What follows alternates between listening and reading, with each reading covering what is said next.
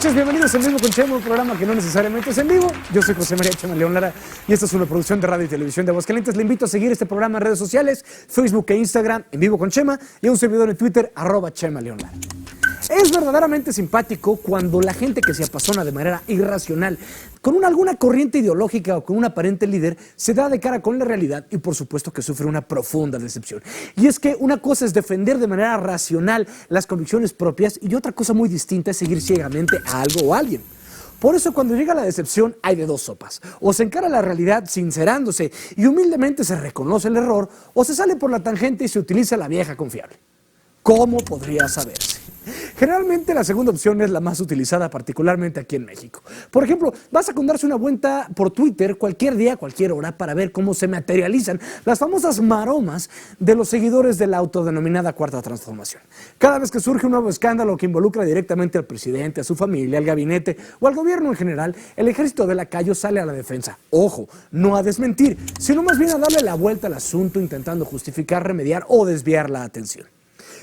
Sin embargo, esto no aplica únicamente para los esbirros del presidente, sino para el mexicano en general, que se autoasume como engañado, pero es demasiado orgulloso para reconocerlo.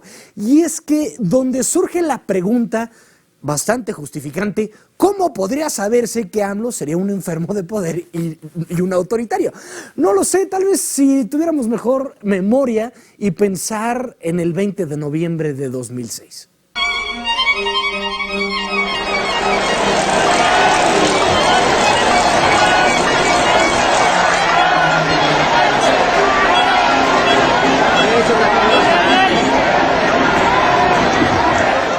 Pero como le decía anteriormente, esto no es único de México. Otro gran ejemplo es nuestro vecino país del norte, los Estados Unidos de América.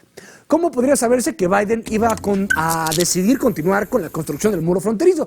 ¿Cómo podría saberse que Biden iba a bombardear a Siria en los primeros días de su gobierno? ¿Cómo iba a saberse que Biden permitiría el encierro inhumano de menores migrantes en un centro de detención donde el abuso físico y sexual está a la orden del día? ¿Cómo iba a saberse que Biden, siendo aparentemente católico, iba a financiar públicamente a Planned Parenthood, la abortista multinacional por excelencia? Cuando Donald Trump estaba en el poder, las cosas no eran muy distintas, sin embargo, no resultaban sorprendentes. Trump nunca escondió quién era realmente, por lo que las decisiones de su gobierno eran concordantes con su decir y su actuar. Vamos, que aunque criticable en muchas cosas, era un mandatario que no se andaba con medias tintas.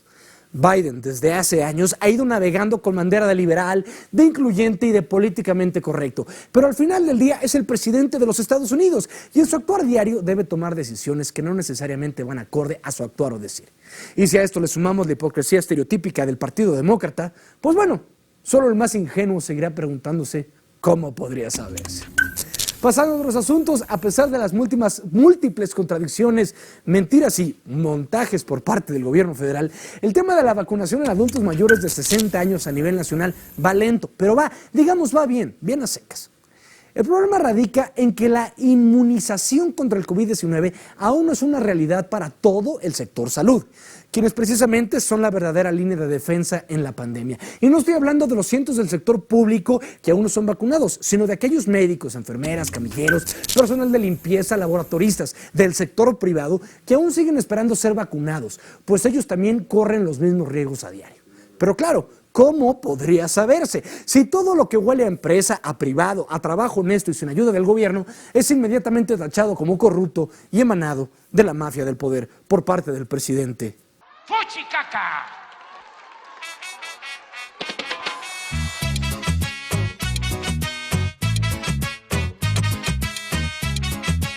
En otros temas, a pesar de los 67 años que lleva en el reinado Elizabeth de Windsor, es de especial mención el hecho de que en la práctica, con el paso del tiempo, el peso político y la figura del monarca soberano ha estado cayendo en desuso en el Reino Unido, haciendo hoy en día de la familia real británica más un atractivo turístico propio de la farándula y de las noticias del corazón que de relevancia política en sentido estricto. Y es que el día de ayer el Palacio de Buckingham informó a través de un comunicado el sensible fallecimiento de Su Alteza Real el príncipe Felipe de Edimburgo, esposo de Su Majestad la Reina Isabel II de Inglaterra, a los 99 años de edad. Un hombre que sin lugar a dudas fue un tanto polémico, sobre todo en sus años de juventud, particularmente por ser el consorte, inicialmente sin ningún título nobiliario en especial, de la Reina de Inglaterra. Descanse en paz. Por último, hoy 10 de abril se celebra el Día Internacional de la Homeopatía. Y al igual que con la homeopatía, no haremos absolutamente nada para celebrarlo. Y en su gustada sección, hashtag dato innecesario de hoy. En Zaragoza, España, hay un pueblo llamado Trasmoz, siendo el único pueblo oficialmente maldito y excomulgado por la Iglesia Católica, condición que a la fecha no ha sido revocada. Vamos a una breve pausa. Al regresar aquí en Vivo con Chema me acompaña el licenciado Javier González Fischer, notario público número 16 del estado de Aguascalientes y actualmente presidente del Colegio de Notarios. Volvemos en Vivo con Chema.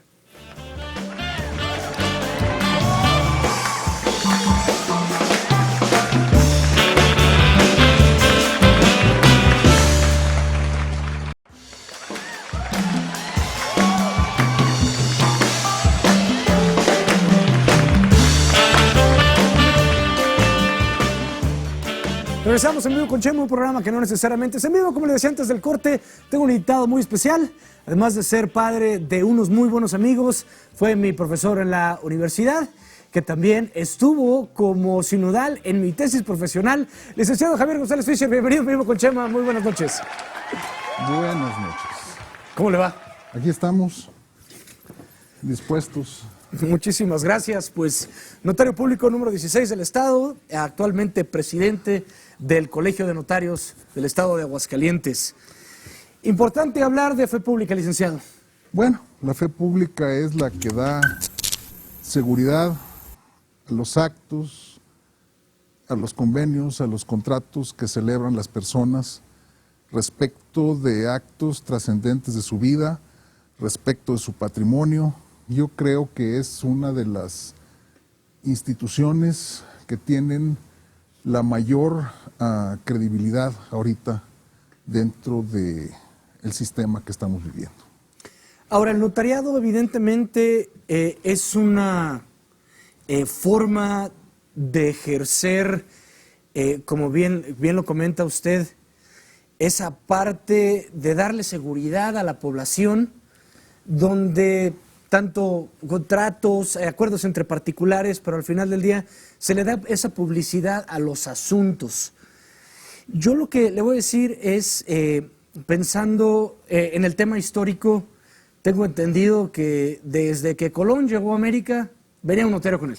Colón traía un escribano del rey que estaba levantando actas constantemente de todo lo que sucedía dentro del viaje, y es el que levanta un acta cuando aquel que estaba en la cucaña del barco, Rodrigo de Triana, grita tierra, y él es el que levanta y él es el que establece la fecha y la hora en la cual se avistó las tierras de lo que hoy es el continente americano. Por eso sabemos que fue el 14 de octubre de 1492 que América, bueno, cuando menos dentro de la cultura occidental, que América fue descubierta. Hay algunas cuestiones, algunas teorías que dicen que no, que los vikingos llegaron primero y esto y lo otro, pero cuando menos la teoría dominante es en ese sentido, ¿sí? Y estaba un escribano del rey, y por eso lo conocemos, ¿sí? Porque tenía la fe, delegada la fe del rey de España, que las actas que él levantaba, donde él certificaba los hechos que estaban ocurriendo en ese viaje, que después supimos que fue transatlántico, eran ciertos. Y están en Sevilla, en el Archivo de Indias. El Archivo de Indias, como bien lo dice usted, en Sevilla, pero es que esa fe pública, como ese primer escribano, que hoy en día los escribanos probablemente, o la labor que hacían de representar, ahora la tienen los notarios públicos. La tienen los notarios públicos, tan es así que cuando Cortés sale huyendo de Cuba, perseguido por Velázquez, se trae también un escribano del rey con él, a Diego de Godoy. Y cuando funda el primer municipio en México, la Villa Rica de la Veracruz, el que levanta el acta fundacional del municipio es Diego de Godoy, un escribano del rey también, aplicando el derecho de la reconquista de las tierras que no eran tierras conocidas, que no eran tierras, vamos a decir, propias de la corona. Hace la Carta Puebla de Veracruz y la hace ante Diego de Godoy, que es el primer notario español o el primer escribano del rey español que actúa en México en 1518-19. Y a partir de ese momento, y desde que se gana, evidentemente, o se conquista a la ciudad de Estado Tenochtitlan, los españoles, las cartas de relación de Cortés, etcétera, se va a acompañar siempre la representación del rey en la Nueva España a través de la fe pública. A través de la fe pública, la escribanía se hará cuando hay una villa, se va a ministrar de un párroco, de un juez y de un escribano. ¿Para qué? Para que haya la fe de la religión que se pueda convertir a los naturales, por un lado. Pero también recordemos que la parroquia era el registro civil. ¿Sí? La parroquia hasta Juárez, las iglesias llevaban el registro civil. El nacimiento, las defunciones. Matrimonios, bautizos, etcétera. ¿Sí? Entonces, la parroquia era el registro civil. Luego, el juez, pues era el impartidor de justicia, pero el escribano también tenía que documentar determinado tipo de actos y de hechos que no caían ni en la esfera de competencia del párroco, ni en la esfera de competencia del juzgador. Entonces, siempre se ministraba en la fundación de una villa de esos tres personajes. Los tres personajes. Y, pues, en la Ciudad de México, que es, vamos a decir, el prototipo de la ciudad grande, de la mega ciudad, desde la fundación de la Nueva España, hay un colegio de escribanos desde el siglo probablemente del XVI o del XVII, y que se va evolucionando y se transforma a lo que es hoy el Colegio de Notarios de la Ciudad de México. Que precisamente en la Ciudad de México es el Colegio de Notarios quien se encarga de los exámenes de oposición, de todos aquellos nuevos aspirantes a buscar el nombramiento de notario en la Ciudad de México. No tanto que se encargue, es el que coadyuva con el Poder Ejecutivo. Con el Poder Ejecutivo de la Ciudad de México en la elaboración de los exámenes, en la preparación de los aspirantes, porque no basta decir, levantar la mano, yo quiero ser notario y quiero presentar el examen, ¿no? Hay que hacer un curso de aspirantado, presentar el examen, pasarlo, y una vez que se ha pasado, ya se es apto para llegar a la siguiente etapa. Aquí en Aguascalientes, el señor gobernador ya lo dejó establecido prácticamente desde su campaña, que antes de que él termine su ejercicio, seguramente tendremos una ley del notariado nueva que tenga esas características. Yo creo que sí. La que tenemos actualmente es de 1980, ya tiene 40 y tantos años. Yo creo que ya es tiempo de dar el paso en ese sentido. Y pues esperemos que efectivamente se considere al Colegio de Notarios como un coadyuvante en ese proceso de selección. Cuando tuve la oportunidad de estudiar parte de la carrera en la Ciudad de México, estuve como pasante en las notarías asociadas 229 y 242, en su momento del Distrito Federal, del licenciado Garzón y del licenciado Ruiz Aguirre. Los dos emanaron en su momento del notario Fausto Rico. Del maestro Fausto Rico. Y creo que en su momento, tanto Ruiz Aguirre como Garzón Jiménez rompieron el récord de edad de antes de los 30 años llegar a ser notarios en la Ciudad de México. Bueno, yo voy a decir una cosa. El maestro Fausto Rico fue un agente, durante su ejercicio de notario, fue notario durante 50 años, que tenía ojo clínico para seleccionar a sus colaboradores. Y yo puedo decir que de las gentes que pasaron por su notaría, salvo contadas excepciones, o fueron brillantes notarios, o han sido brillantes notarios, o alguno llegó a presidente de la República. Sí, Enrique Peña Nieto. Sí, pero eran, ha escogido muy buenos colaboradores, los ha preparado muy bien. Y bueno, Marco Antonio Ruiz fue presidente del Colegio de la Ciudad de México. El maestro Garzón, bueno, es un agente que ha sido un docto expositor en materias de temas de sucesiones, como pocos yo he conocido. Y bueno, pues están algunos otros, como José Antonio Manzanero, como Héctor Galeano. O sea, ser egresado de la notaría de Fausto Rico es una garantía importante. Ahora, recuerdo una vez que en su momento, estudiando aquí en Aguascalientes, el doctor Gabriel Domínguez, hijo de notario, actual rector de la Universidad Panamericana, comentaba en clase que, palabras más, palabras menos, que no había cosa más miserable que ser pasante de notario en la Ciudad de México. No entendía hasta que trabajé en la Ciudad de México, particularmente en una notaría, pero entendí lo que no nada más es el labor jurídico dentro de una notaría, sino la magnitud que representa la Ciudad de México para un tema de recabar una firma. Bueno, es que o sea, la ley habrá que hacer un apuntamiento aquí. La ley del notariado de la Ciudad de México permite que el notario designe personas que recaben firmas por él, cosa que la ley de Aguascalientes no lo permite. No tiene. El notario aquí en Aguascalientes tiene que recabar personalmente sus firmas. Entonces, en las notarías de la Ciudad de México generalmente hay un escalafón. La parte más baja de esa cadena alimenticia es el pasante de calle. Fui yo. Que es el que va a recabar firmas a veces al Estado de México, porque resulta que la empresa a la que le protocolizaron la asamblea tiene sus oficinas en el Estado de México, o es el que va al registro público de la propiedad a llevar una escritura, a presentar, porque ya cuando el gestor terminó sus labores, pues resultó que urge presentarle ese mismo día, pues hay que correr a llevarla, etcétera.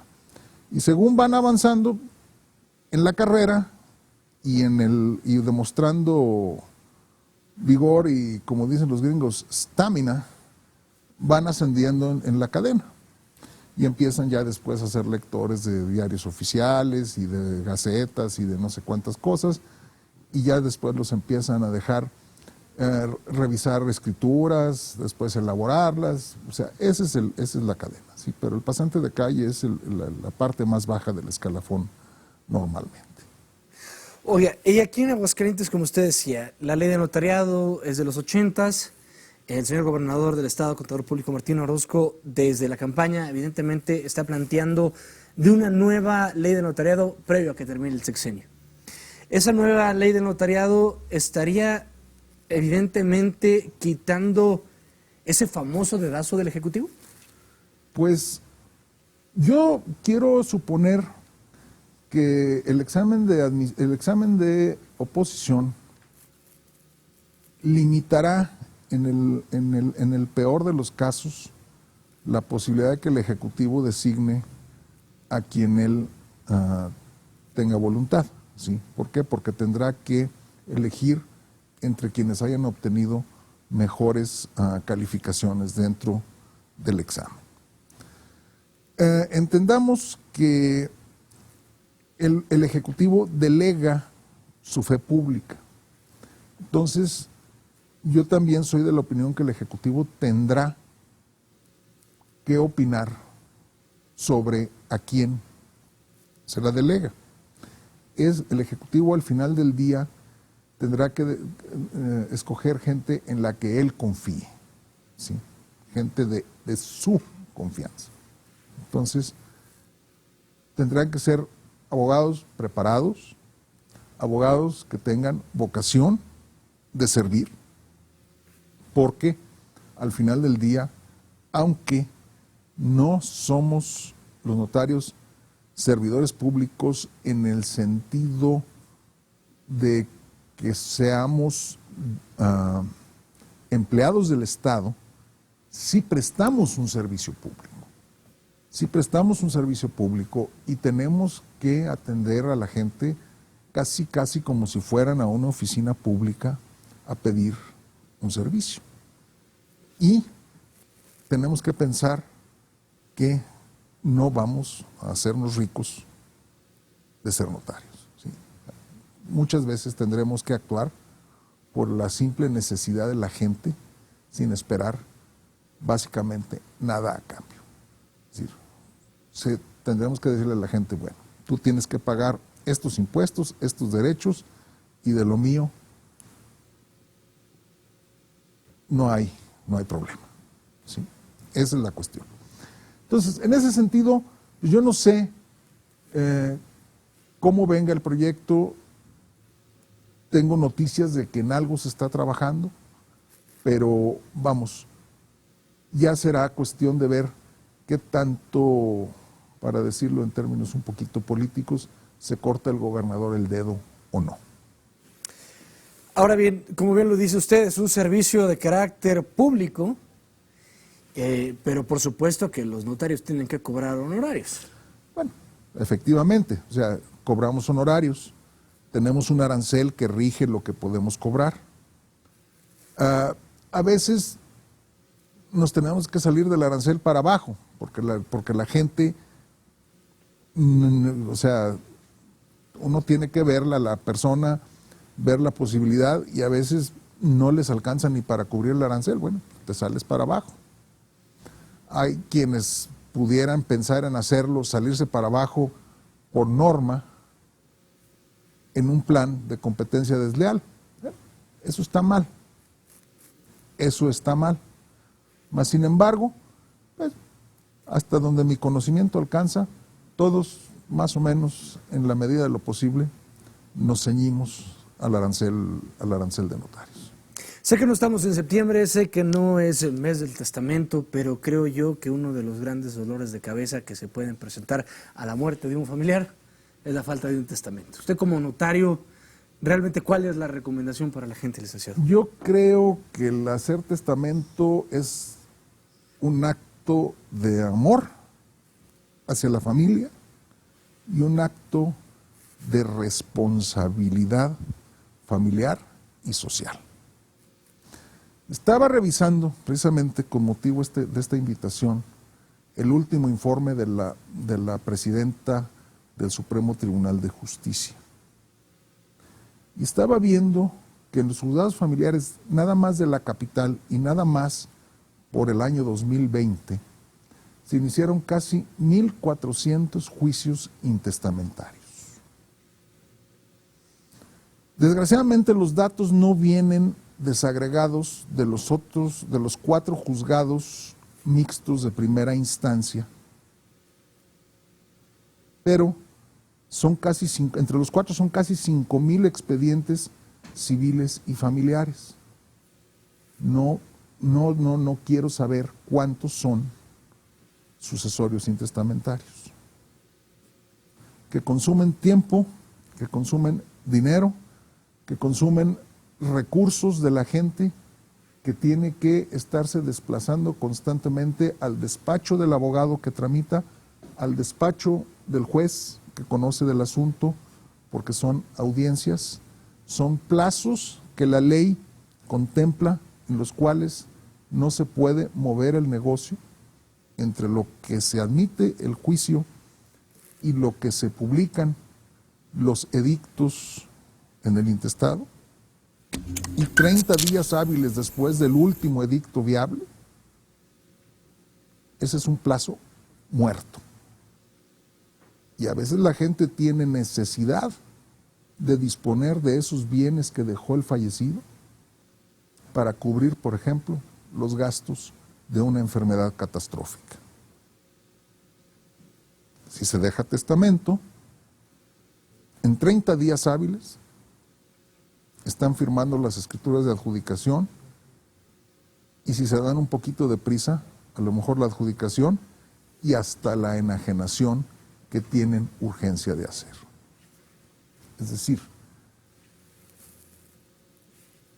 menos tiempo, menos inversión de recursos en traslados, abogados, etc. O sea, no tengo conflicto con los abogados. Yo mismo fui abogado litigante durante muchos años. Mas, sin embargo, en este tipo de situaciones, o sea, debe de primar la cordura. Y la designación en un testamento de quiénes van a recibir esos bienes hereditarios, pues es un principio ya de algo. ¿Por qué? Porque es la voluntad del que hizo el testamento. No van a estar a lo que diga la ley de quiénes van a ser. Yo estoy de acuerdo totalmente con lo que dice el maestro Higinio Núñez y Bandera, otro especialista en materia sucesoria, de que un testamento no va a acabar con las envidias que hay dentro de la familia, que un testamento no va a acabar con los conflictos preexistentes entre los familiares, pero cuando menos ya es un paso adelante a lo que genera cuando el testamento no existe. Porque cuando hay esos conflictos o esas envidias, desde antes de empezar, ya tenemos el problema. Entonces, yo insisto que es un acto de responsabilidad, es un acto de amor, y en esta situación que estamos, yo creo que es algo que, aunque no sea mes del testamento, de alguna manera tenemos que pensar en hacerlo. Hay ahorita presentada al Congreso una iniciativa donde se propone la reforma del Código Civil en la materia del testamento público abierto para hacer la presencia de testigos instrumentales optativa.